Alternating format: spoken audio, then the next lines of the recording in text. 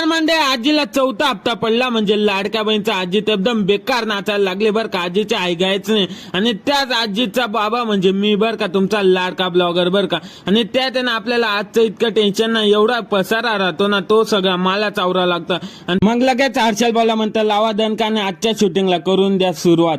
मग हर्षल भाऊ मस्त शूटिंग काढत होतं आणि त्यात दोंडाजीची ऍक्टिंग म्हणजे एक नंबर. आणि आपण आहे ना इकडे मस्त दोंडाजीची स्क्रिप्ट वाचत होतं बरं का. आणि त्यांचा अक्षर इतका चाडू माडू ना म्हणतं कसं मसं वाचूनच घेतलं बरं. आपल्या दोंडाजी इतकं मॉडेल आहे ना, एकदम बेकार बुट विट घालून म्हणजे एकदम फॉरेनर बरं का.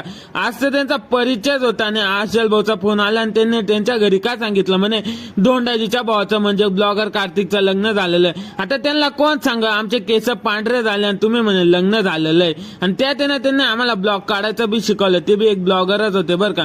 मग काय लगेच लास्टचा सीन घेतो ते तवशन आपण सगळा पसार आवरून ना बॅगेत टाकलं. बॅग ते इतके जड झाले ना, मग बेकार अवकाय होतो त्या बरं का.